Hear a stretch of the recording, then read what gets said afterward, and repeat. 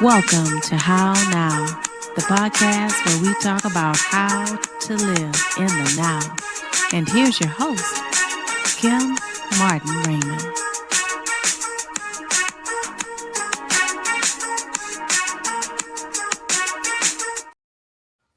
Peace and blessings, love and light, and welcome to this edition of the How Now podcast, where we talk about how to live in the now.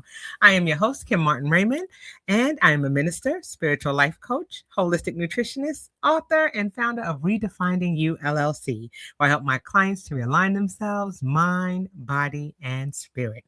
And welcome to the show. We are in season 6. We are going strong. It's already March, y'all. We are moving fast and furiously through this year. But as I said, this is season 6. And for the How Now podcast, this is the season of execution. That is the goal for this year. We're talking about execution. Last year, we did a 365-day challenge where we challenged our listeners to find creative and healthy habits that touch on all aspects of our lives, mind, body, and spirit. So we really focused in on doing things that are going to help us to live our most beneficial, profitable, most meaningful life, to be the best versions of ourselves. And so that's the goal for this year. It is a year of execution, and we've got some wonderful things in store for you as we're going through this new year. But before we get started on that, if you are new to the How Now podcast, welcome to the show. You are now officially part of the How Now family.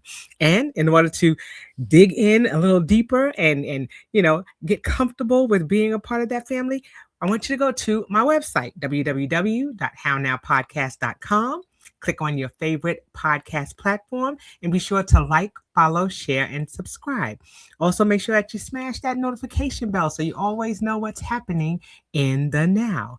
And once you go to the website, you can scroll to the bottom of the page and click on the banner for this week's show. And it will take you to the How Now YouTube channel, where you can check out my playlists like Tuesday, or Spirit Body Transformation, where I'm talking about my wellness journey. Or you can even click on the playlist for the 365-day challenge and see some of the installments that happened there during last year. You can also check out some of the shows that you may have missed over the last 5 seasons as we're going into this season 6. So again, that is www.hownowpodcast.com. All right, so let's get into tonight's show.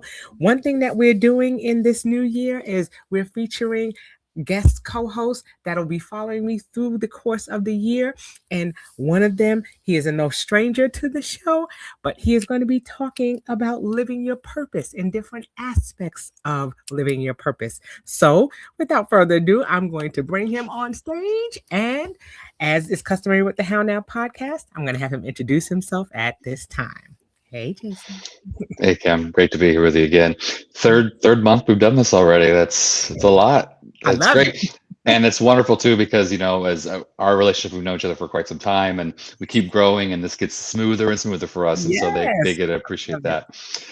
So Jason Jurado, my company is One Path. If you haven't seen me before, it doesn't mean there's only one path. It means you have your one path. Ram Dass says we're all just walking each other home, and whatever that means to you. And the top of the mountain is always the top of the mountain, but there's a lot of paths to that top of the mountain. And kind of what I do and talk about is discovering what that path is for you and realizing it's not a straight line. If you've ever climbed a mountain, you don't go straight up the mountain. Right. I'm also a Marine Corps veteran, and I've had some mountains we had to go straight up, and it wasn't so simple. But so that's what it is, talking about that and how you discover that. And kind of the way we structure a little bit about our conversations is talking about getting from where you're at to where you want to be. And, I've shared in the past couple episodes about my bridge technique. And, I think that's a good format, and just obviously what comes up. But this is how I help people kind of move in that direction. Sometimes if we go from one side of the ravine to the other side, it's like, well, that's a long jump. But when you have that bridge, it makes it a lot easier, and you build that confidence as you go along the way. And that's what, we're talking about too.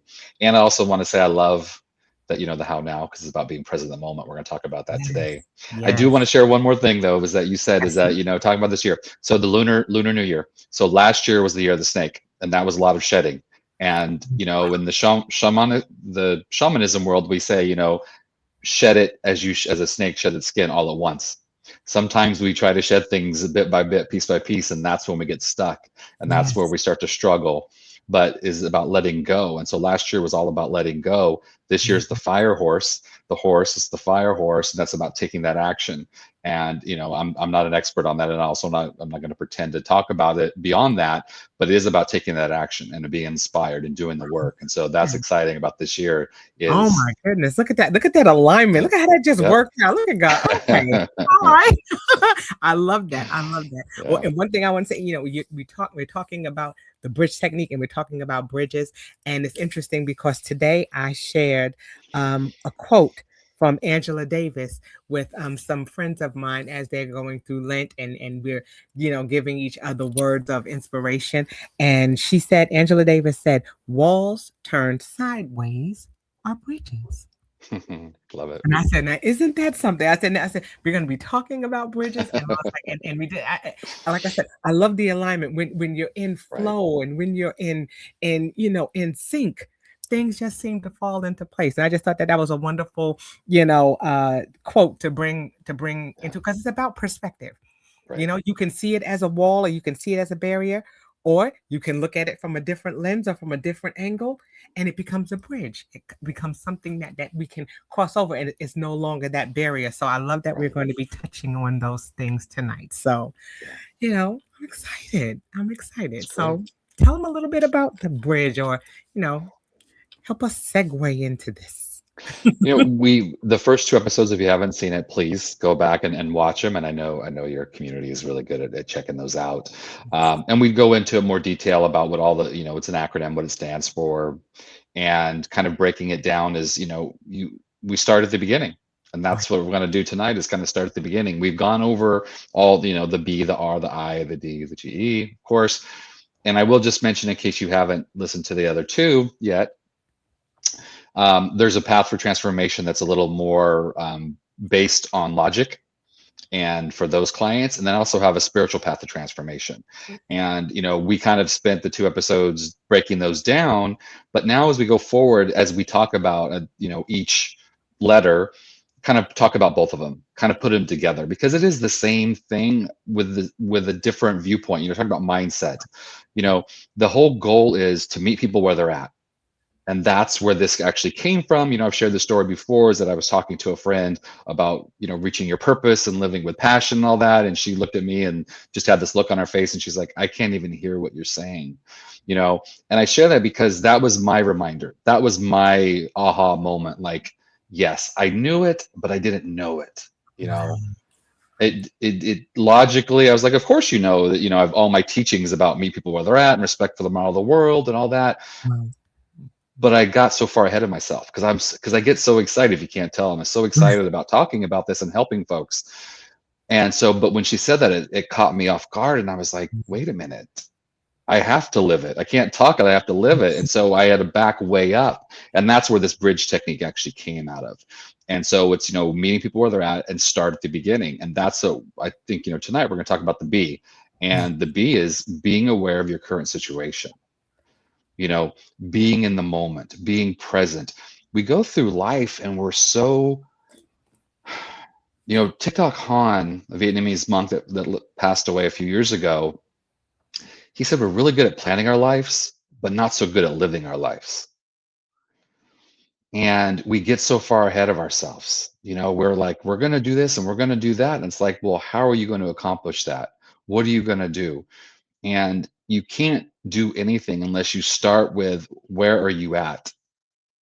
And that's what this is about. And so, I say it's recognizing where you are with honesty and self-compassion, because the reality is that compassion is a verb. Compassion is you recognize there's something that you want to change and you do something about it. It's taking that step. It's not just like, oh, well, yeah, things aren't so great, but they're going to be fine. It's about being present with where you're at and not judging yourself. and not going, oh, I wish I was this, I wish I was that. It's about stepping into a place where, and things come up. Kim just stepped aside for a second and it comes up and that happens. But I'll share with you is that in that moment, you have a choice. And you could either go, oh, things have changed and I don't know what to do. Or you could say, okay, that's where we're going. That's what it is. And kind of as she talked about before, going with flow and being in flow. That's so important. So what I will say is, the first thing is there's a lot of techniques. We talk about a lot of theories and a lot of things, and sometimes we can get caught up with jargon, and that's the language of something. And so working in mental health and my background, I have a certain extensive amount of jargon, words that are very inherent to the people that are trained in what I'm trained in. And the reality is that I have to translate. I have to be able to say, oh, wait a minute, let's look at this from a standpoint of someone that hasn't gone through 1,000 hours of training or whatever it is that I'm at now. And so when we look at this and say, okay, be aware of your current situation, say, okay, that's fine, Jason, but how do I do that? How do I start? There's a lot of opportunities of things that you can do and ways you can do them. One that's been becoming to a lot of people have tried it recently, and that's journaling. Just stepping aside and having something, just a good old, whether you do pen and paper or you do it on your computer or do it on your phone, like taking notes. I will say the science shows that actually the act of writing something with pen and paper or pencil and paper actually rewires your brain in a different way. So that's what I would recommend. But whatever works for you, that's the key to all of this. Whatever works for you. So journaling, writing about where you're at, what you want in life, what you don't want in life, being open and honest with yourself about where am I truly at. A lot of times we can step back and go, well, I don't want to talk about that. There's times when I see clients that where they're in a place that maybe they feel embarrassed about what's going on. That's the beauty of journaling to start, is that it's just you. It's you and your journal, and you express yourself in any way you want. You don't have to worry about spelling, don't have to worry about punctuation, don't have to worry about grammar. Just getting those thoughts out and just being present with them and really sitting there with yourself saying, oh, this is how I feel and this is where I'm at. So sometimes feeling judged will stop you from exploring deeper. So that's why journaling is so great. It gives you that opportunity to be able to express yourself in that way.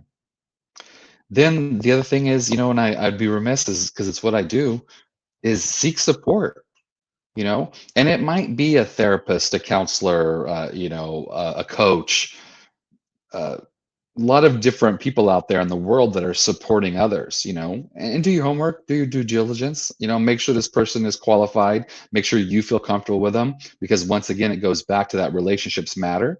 So, working with somebody about very private things, you have to be in the right space. You have to be. And I meet with all my clients, and first we do 20, I say it's a 20-minute, introduction call, but it usually ends up going longer because we get a little bit deeper, but we get to learn more about each other.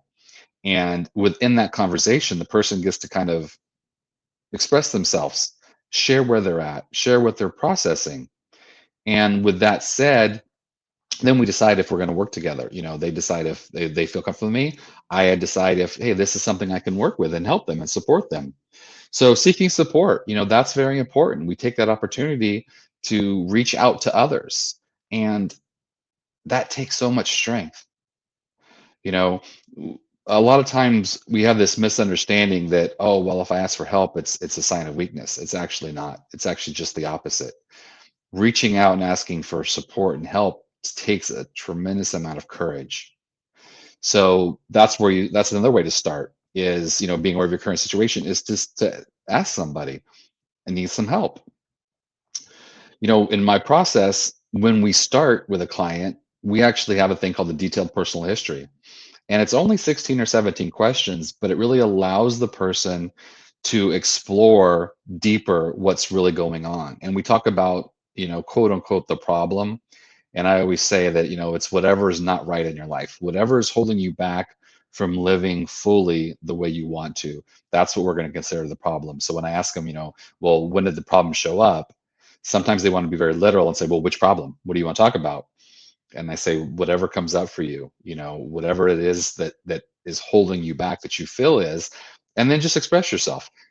And through that process, we help each other discover things, because I base on the language they use, what they're saying, how they're saying it, gives me a better view of how I'm going to support them down the road. But also, what that does is it allows them to figure out where they're at in their current situation. And part of that is we start off with, looking at your beliefs. You know, beliefs are things, and it's like, well, where do they come from? So many times in our current situation, we're being the who's driving the bus is our old beliefs, right? And it's like, well, where does that belief come from? And that's what we explore, because sometimes we have that cruise control, that autopilot, so to speak, and we're just going. And it's like we don't really step back and go, well, where's that coming from? And that's another thing about talking about being aware of your current situation, is being honest and going, is that my belief, or is that something that was said when I was 6 years old? Was that an adult that said that? Was that somebody that I respected or was supposed to respect that felt that way? And I've just carried that all along. And here's the thing. If that belief is supporting you in going to where you want to be and being the person you want, there's nothing wrong with it. There's no concern. We move on. However, if, we call them limiting beliefs. If you have a belief about something, whether it's who you are, who you can be, how much money you make, how you live, how you show up in the world, and it's detrimental to your growth and getting to where you want to be, crossing that bridge, then we look at that. Then we say, well, let's take a look at that. Let's deconstruct it. Kim, in your work, do you work with people with their beliefs?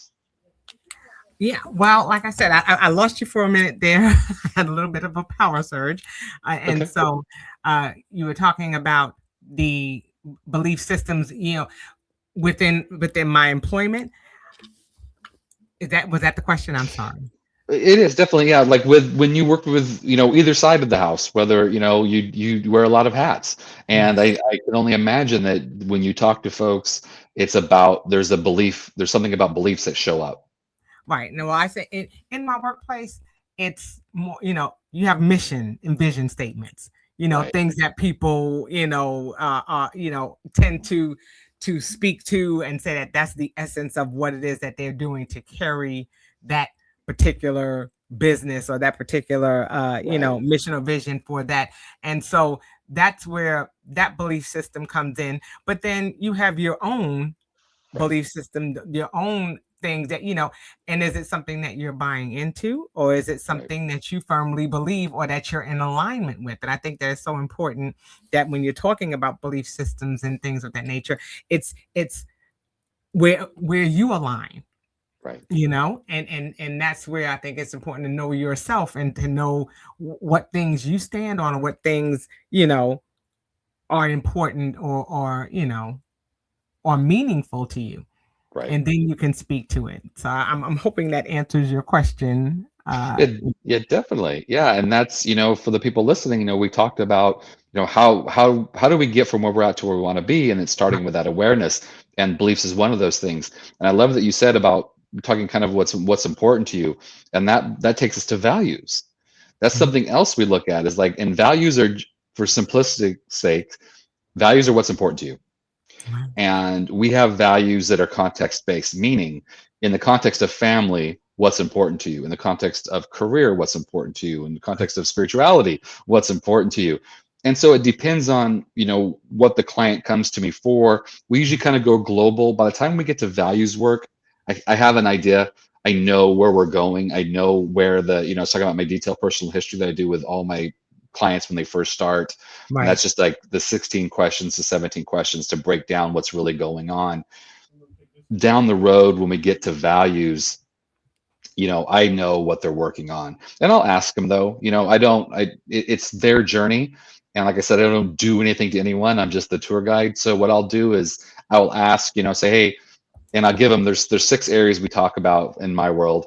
and I'll say, out of these areas, kind of where do you think you need some support? What's not showing up? This problem that we're talking about, what area does it touch the most? Right. And then, well, whether it's relationships or family, and those are different, those are different for sure.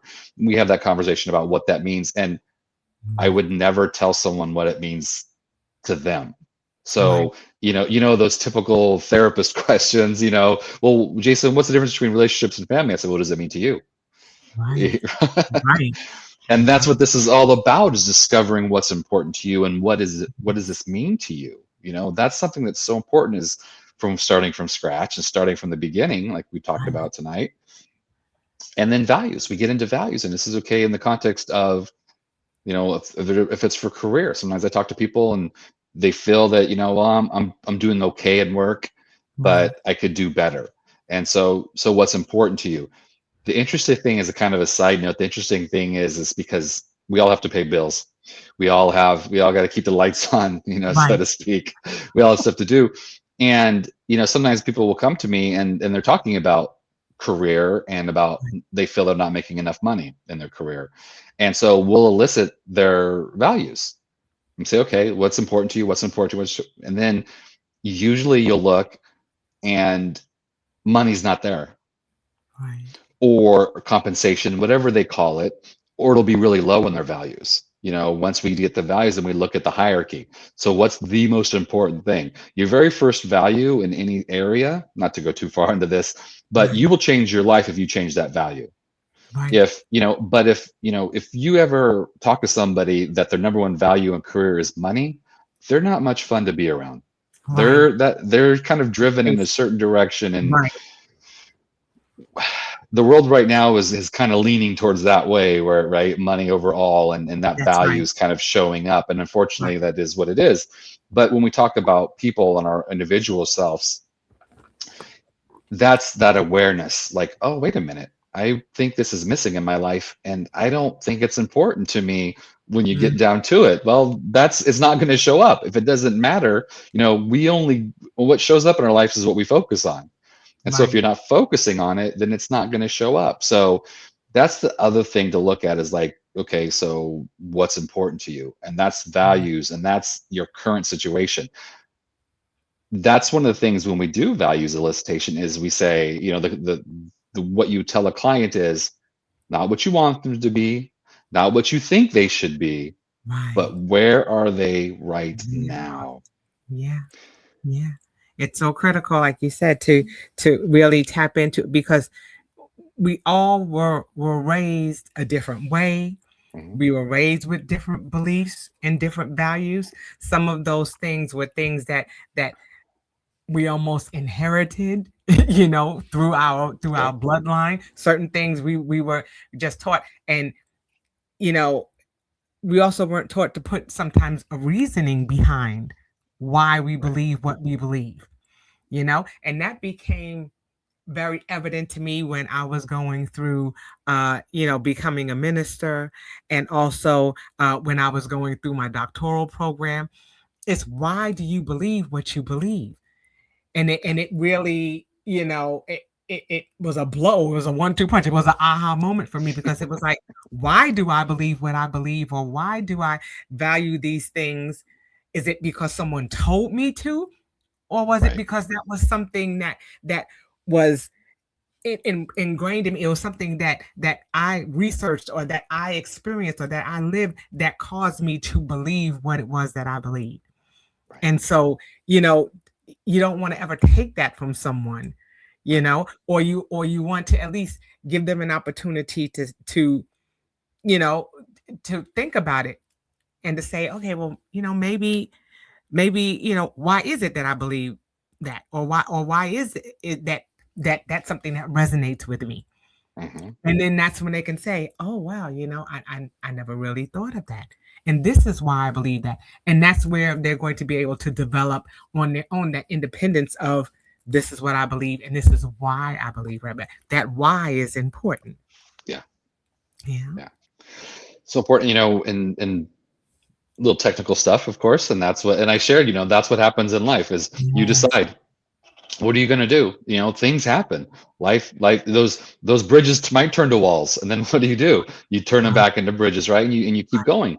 One of the couple of things that I'd mentioned while you were off was about how we help. I said, we talk about theory, and those of us that are trained in certain things, we have our jargon, our technical words that really fit to that world of people that are trained in it.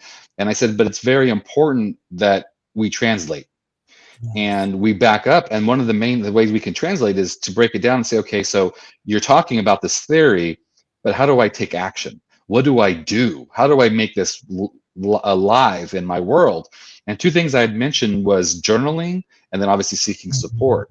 And the Yes. importance of journaling is just getting those thoughts out and not feeling judged and not worrying about what anyone says and not worrying about spelling and grammar and all that good stuff, and Right. just getting those feelings out. Is that something you use in your practice or in your own life? Do you ever Absolutely. work with journaling? Absolutely. Absolutely. I love journaling, and especially gratitude journaling, Yeah, being yeah, able to be grateful for those little things. And yeah, so that was something that I started out with, writing down those three things at the end of the day, writing down those three yeah, things that I'm grateful for, you know, and being really simplistic in what it was. Didn't have to be anything grandiose, didn't have to be anything that was so, thought provoking. It was just like, okay, today I had a good hair day. Today, when I right. turned the lights, they came on. Today, when I turned the ignition on my car, the car started. It Yeah, didn't sputter. Simple things, just yeah, getting us in the mindset of being in a state of gratitude for the things that yeah, that we have, and being able, like you said, just to articulate our feelings. Sometimes when we put pen to paper, right. you know it makes it real, it makes it a little concrete. Sometimes we can have thoughts and they're swirling around in our mind, and sometimes we can remember them, sometimes we can't. But but when we put it Right, on a piece of paper, we can go back and we can reflect on it. And I think right, it's also good to journal, because sometimes we don't see those victories until we go back and we flip back in those pages. right, Sometimes people do it when they look at pictures. They can go back and look and say, oh, I remember when things were like that, and now they're like this. yeah, And so sometimes having those concrete things like that, people do vision boards and things like right, that, where they can actually concretely see those things. And when those things, it becomes real to them.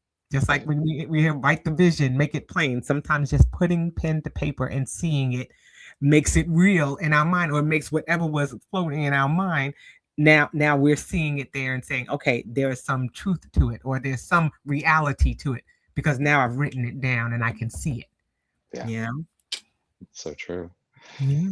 And then the other thing I had talked about while you were off was, the next step is maybe seeking support. Yeah. And around that, there's just so much stigma around that where, oh, if I ask for help, that means I'm weak. And I was saying how That's right. no, that's a huge act of courage. And that's courageous to say, I can't do this by myself. I need support. And that could be a friend, it could be family, it could be your pastor, it could be then well, they are a professional, but to so to speak, or a Right. professional, a coach, a counselor, a Right. spiritual, they're, somebody that's trained can Right. help, and finding that we talked about finding the right person. Right. It's a very personal journey, of course, because it's your journey. And as I said in the very beginning, it's your path.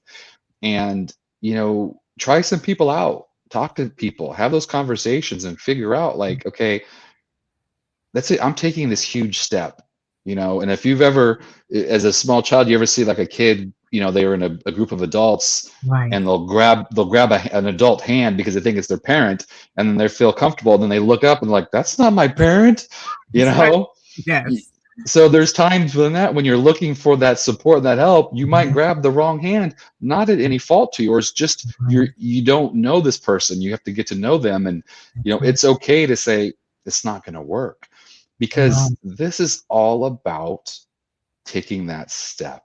What is Yes. going to make you comfortable? What is going to make you want to do it? If you it's like working out, right? If you go Right. to a gym and there's people that are maybe at a different level than you, and they're running 12 miles an hour on the treadmills, and they're bench pressing 300 pounds, and everyone, it's like, I don't feel comfortable here. That's not the right space for you. Or maybe it is, maybe you need that push.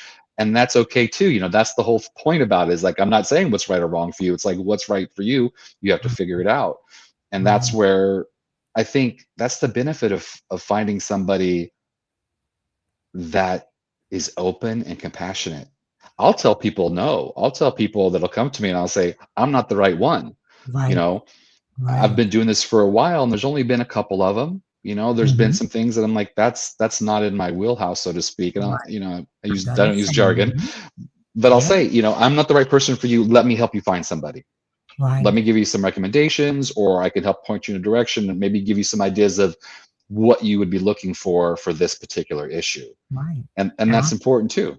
yeah, I was gonna say it's important, and that's a good indicator of someone who is good in their field, so to Right. speak, because they're able to know that, okay, yeah, I'm not the person for you.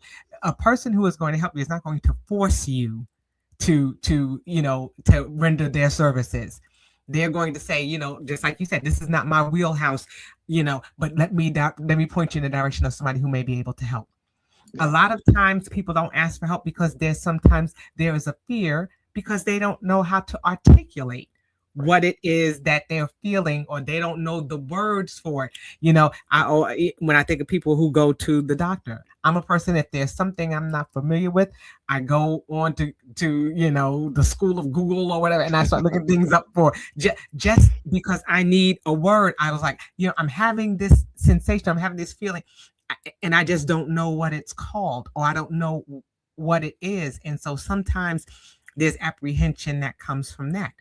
I don't know how to articulate how I'm feeling. So how am I going to go and ask somebody for help when I don't really know what kind of help I need? Right. And that's where it becomes challenging as well. And that's where, you do have to step out on faith, and you have to go and start asking the questions, and just being, well, no, that's not quite it. But you've got to have somebody to bounce it off of. Right. If you're just Yeah. keeping it to yourself, and you're not willing to take that step, you're never going to figure it out if you don't, begin to ask the questions. They tell us the Bible tells us to be childlike in our thinking. Sometimes we Yeah. have to go back to that mentality of saying, okay, why? Or I'm not sure. What is that? Yeah. And what does that mean? But some of us, we don't want to look like we don't know what we're talking about. We don't want to appear to be, not knowledgeable. We don't Right. want people to think of us as ignorant or anything like that. So sometimes there's that apprehension there.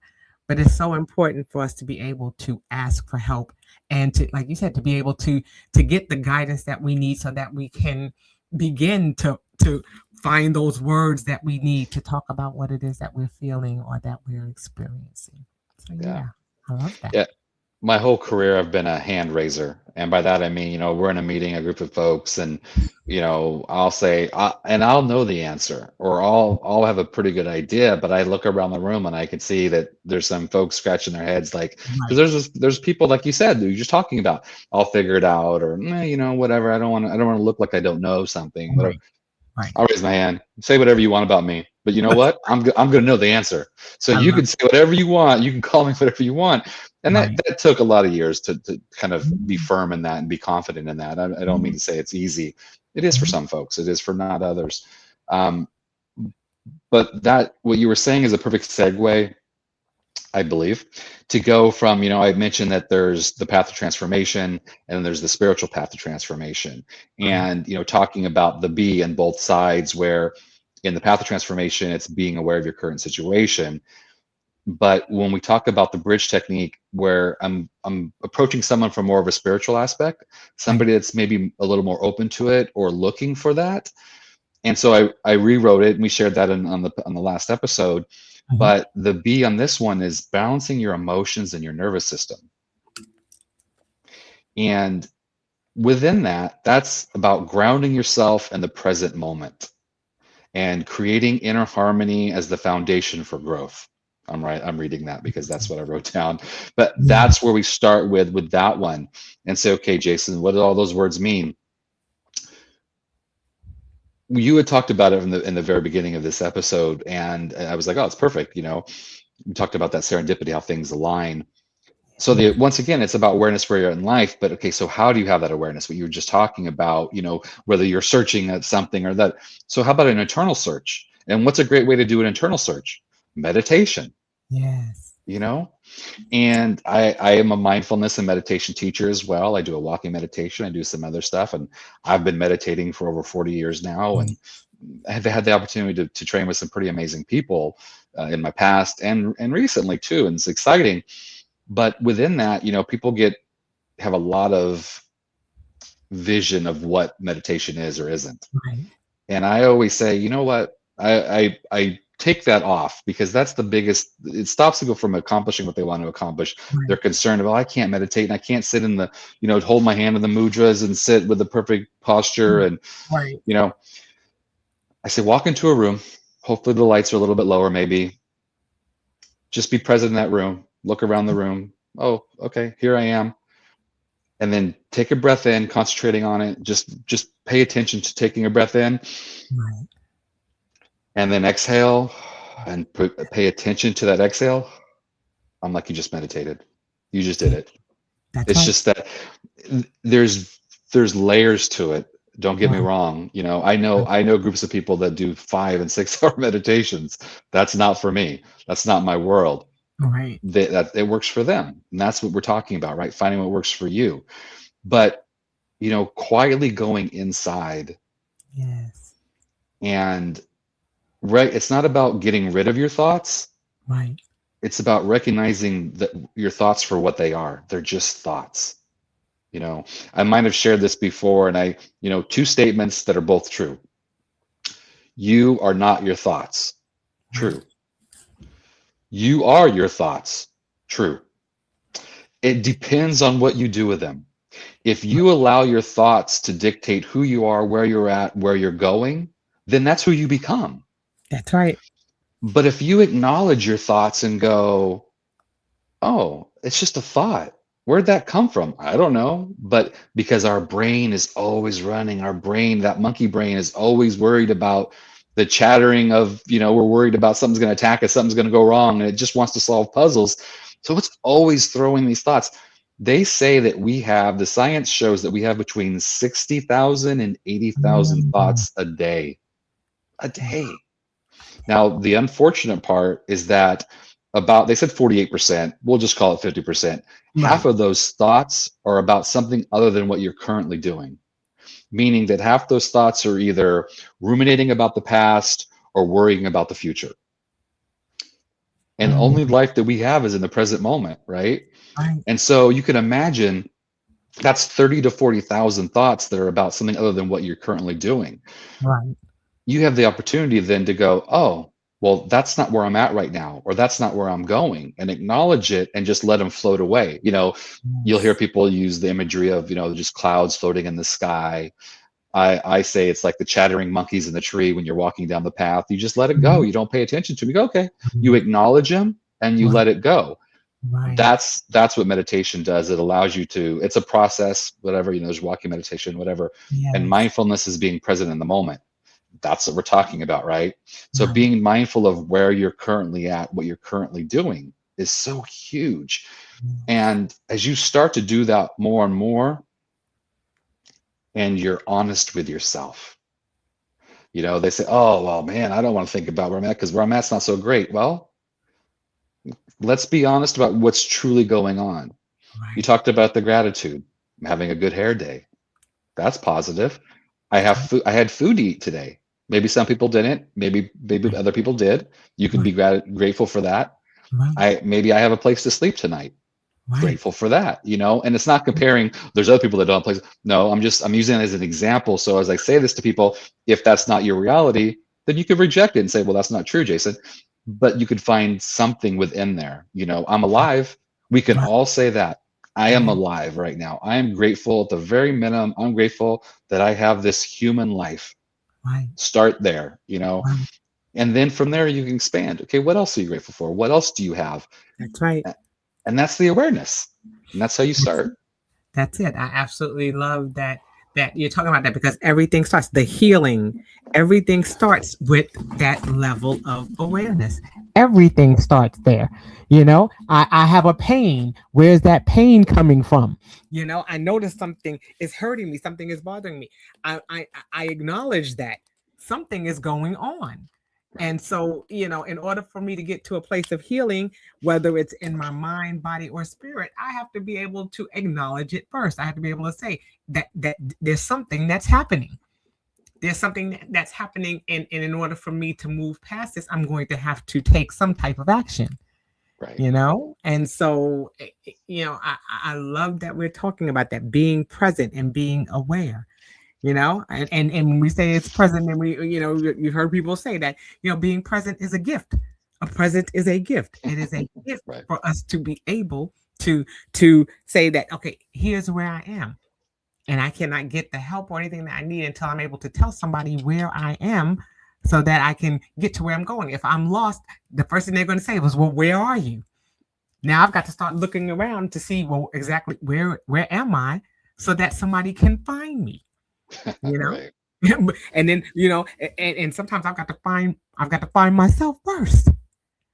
And so there are so many layers, like you said, to this when we're talking about being aware and being present. It's important. It's an Yeah. important place to start. Yeah.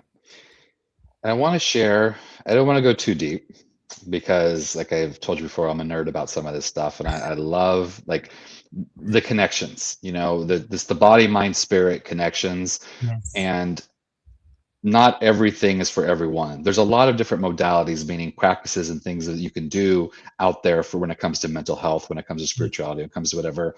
And it's about finding what's right for you.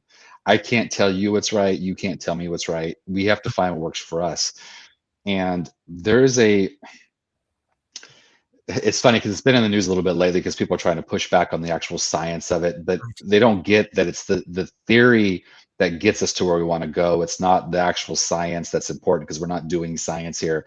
But it's called polyvagal theory, and it's Dr. Stephen Porges, and there's a lot to it. But I'll say what I want to say is, bear with me here for a minute, because I'm going to get to a point, because what we're talking about balancing your emotions and your nervous system, that's exactly what we use polyvagal informed therapy or polyvagal informed coaching is about.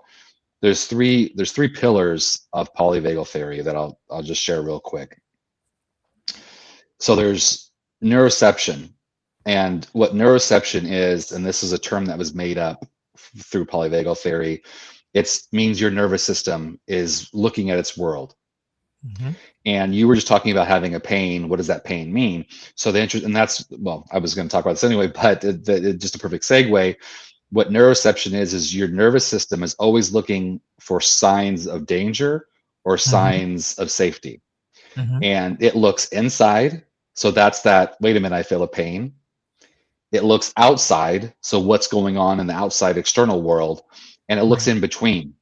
So how am I meeting the external world? And that's that in between. So that's those relationships and things of that nature. So your nervous system is continuously searching because it wants to keep you safe. It wants to keep you happy. So it's always, you don't know about it. You don't consciously think about it. You don't go, hey, nervous system. But if you ever walked into a room and you said, oh man, you could cut the tension with a knife. Yes. Or you ever been in a room hanging out and someone walks in and the mood changes, for better or for worse. Right. That's neuroception. That's your nervous system going, hey, something's going on. Pay attention. And within that, the other thing is co-regulation. And what co-regulation means is that, like you and I right now, we're having this conversation, even virtually, our nervous systems are reading each other. Yes. Now, when I came on, we were having some technical stuff going on, and I thought we were like, what's going on? Our nervous systems probably might have got a little raised, might have been like, wait a minute, we got to fix this, we got to take some action. Your sympathetic nervous system is just, it mobilizes, it takes action. Let me back way up here. So there's, there's the sympathetic nervous system, which we all kind of know, the fight or flight, and there's the parasympathetic nervous system, which is peace, basically. It's that. There's a lot of talk about it right now, and I don't want to make this about that, but I'm just doing a brief overview for the polyvagal folks. I'm just doing a brief overview. This isn't a class on it, so don't hold me accountable for all the technical stuff, because I'm trying to make it too technical. But your nervous system floats between those three. I won't talk about the three types and all that stuff, but it floats through there. And so we co-regulate though. So my nervous system reads yours, and if you're calm, I go, oh, and my nervous system's like, we're fine, calm down. But if yours goes up, then mine's going to go up and go, wait a minute, what are we missing? Right. Okay, so that's how we show up in the world as well. And then the third way is the ladder, and it's basically moving through those tiers, and we won't get into that. But your nervous system is always going through. It goes from parasympathetic to sympathetic and moves around. And how that all ties into what we're talking about here is that what story are you telling yourself about the world? Okay. If Einstein has a theory about you have to decide, is it a dangerous universe or a safe universe? Paraphrasing, it's not exactly what he said, but you decide that, and that's your story. So if you feel that the world is a dangerous place, your nervous system is always looking for danger. And you're always you're always mobilized. That's what anxiety is. Anxiety is looking for danger that's most likely not there. Always. Okay. So that's how we start. We talk about that. So balancing your emotions in your nervous system. So if you're like, you know what, I'm always stressed out and I'm always anxious and I'm always nervous, let's start there, because that's what, whoever you're working with, if you're working with somebody or if you're journaling, this, say, what signal is that trying to tell me? What's that story? Well, people outside aren't good. Okay. So who told you that? What happened? And people have had trauma in their lives. Most people, to get older, have had traumatic things happen. Right. But it's up to you to how you tell that story, though. Right. If something bad happened, I use the example of like a dog. If you had a dog attack somebody or bark at you and maybe aggressive when you were a kid, as an adult, there's part of you that probably still thinks dogs are scary. That's right. Until you go back and go, wait a minute, that was one dog one time. Why am I judging all dogs based on that one story? Because that's what we do. And that's how you get, these phobias. Phobias are usually a one-time learning, meaning that something bad happened one time, and now you judge the rest of those experiences based on that one experience. Right. And that's how we start, is that we say, okay, wait a minute. Where does that come from? Once again, let's start with that awareness. Where is that? Why am I feeling that way? Why is that showing up in my world this way? And why am I then reacting to today's world based on yesterday's lesson that might not be true anymore? Right. And like you said, sometimes we just don't, we choose to just continue to believe it. And I think some of it comes from, again, not being challenged as to why we believe what we believe. Yeah. Sometimes if nobody ever asks you that question, you never have to answer it. There were things that I never thought of until the question was raised. And then it was like, oh, wait a minute. Well, just because. Well, what does that mean? It's definitely, being able to step outside of what's comfortable and being complacent and saying, okay, well, no, I'm not going to move beyond this because this is what I know, and it's just what I know. Right. And there are going to be some who are going to be afraid of the challenge because they fear what's on the other side of that, which may be a new truth. Right. If that makes sense, Yeah. It's like, this has been my truth for so long, and now I feel like if I think differently, I'm betraying what it was that I've always thought. But betraying who? Right. Or betraying what? I think of it, and this is just going real basic with it. I think about like the can opener, when they had this big thing on social media where like we used to always turn the can opener to the side and you just turn the can, you turn the can opener, it turns, and then somebody was like, no, you put it on the top so that the top doesn't go in there. I remember calling my grandmother and I was like, Nana, all these years you told us to hold it on the side, and they're saying you hold it on the top so that the top doesn't go down in the can. Why didn't you tell us that? I felt betrayed. I was like, wait a minute. What do you mean it doesn't open it? Because sometimes there are other ways to do things, but we are so conditioned to do things the way especially in my generation, we did as we were told. Yeah. And so we didn't question anything.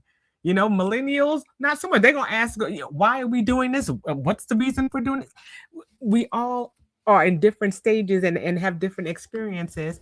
And I think that we, always have to be mindful that we have to go beyond what it is that we believe, if necessary, to see if there's a different way, or like had that mindfulness to be open-minded enough to say that, maybe this is going to be for my good. Right. Yeah. Mm. I'm going to share a quick story, and feel free to mentally edit it out if you don't want to hear it, or edit it out. But it's a quick story that one of my teachers tells about that exact situation you're talking about idiosyncratic thinking, and about how we get so tied into, well, that's how you do it. There's a husband and wife. It's holiday season. They're going to have his mother and his grandmother are going to come over for dinner.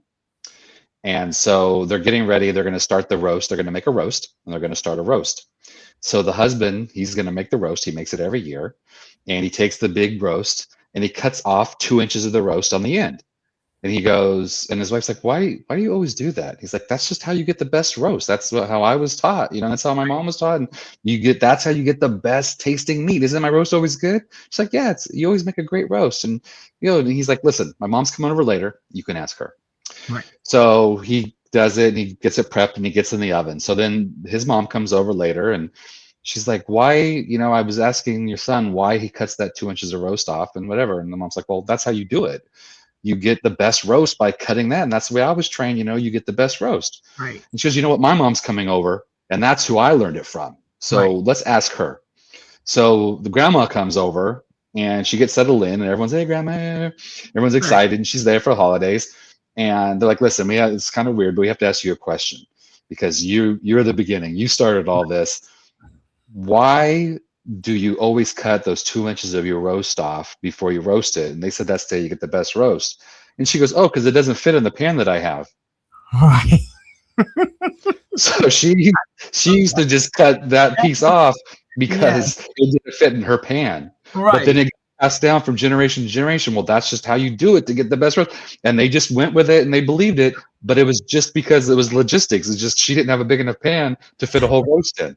But Exactly. that's what we do, right? It becomes law. It becomes, well, no, that's just how you do it.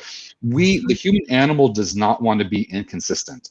Right. To talk technically for a second, Right. That's it. We want to be consistent. I don't want to be wishy-washy.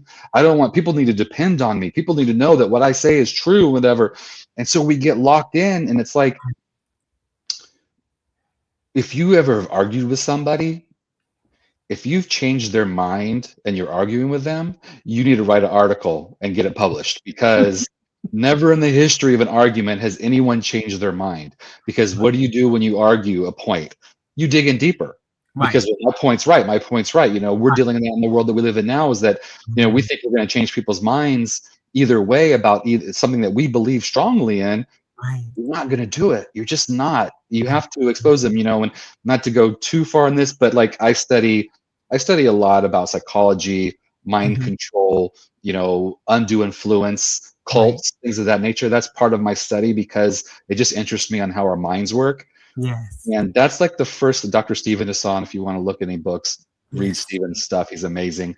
But the worst thing you can do to someone that's in a cult or in a situation that you don't agree with is to argue with them about why they should not think that way, because they just dig in deeper. Right. But if you find the commonalities, I know I'm going in a different direction, but if you find those commonalities and you say, hey, let's find some balance, then you open a door to where someone might not be like, oh, well, no, I have to feel this way because that's who I am.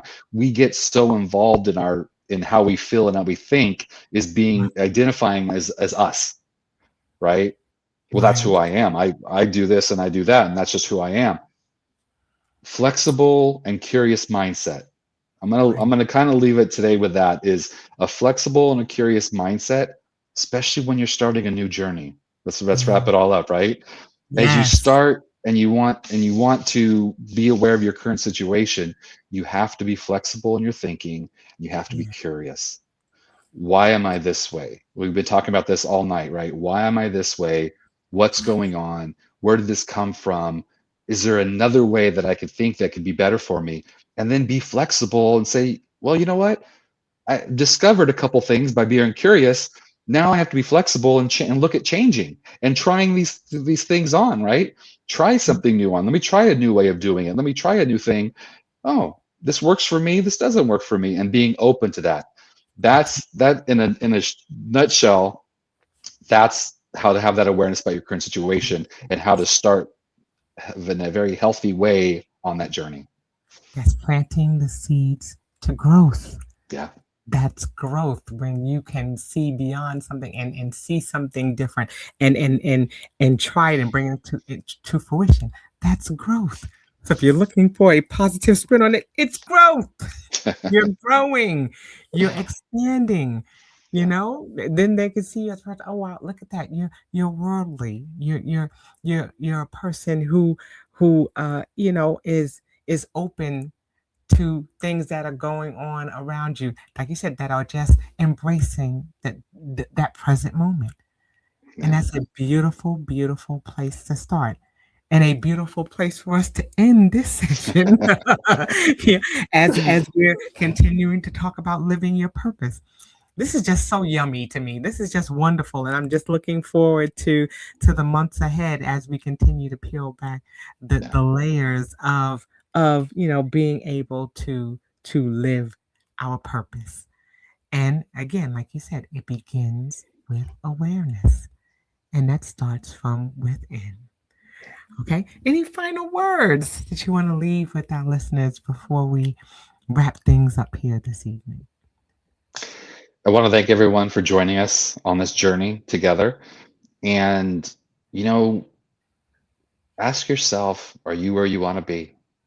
And that's the first question, is life just good enough or is life amazing? Because we have this one spin, we have this one turn. Why not make it amazing? Why not, and there are circumstances, don't get me wrong. There's a lot of circumstances out there and you can feel that pressure and it could kind of knock you off your ladder, so to speak. Right. But find that one peaceful moment, find that one thing, find that something solid that could anchor you to the life that you want to live and just begin that journey. Awesome. Thank you so much, Jason, for sharing space with me yet again as we're going through this. I am so eternally grateful and so excited, to be walking with you in this journey. So again, we look forward to next month. Make sure that you like, follow, share, and Yes. subscribe. Our the my YouTube channel has been scrolling across the bottom. Jason's website has been scrolling across the bottom. Make sure that you check us out and go back and check out the episodes that you may have missed on the podcast. Click that notification bell so you'll know when we are back in session again and when we are continuing to talk about what's happening in our now. Okay, so that will do it for this edition of the How Now podcast, where we talk about how to live in the now. And until we see you the next time, I say peace.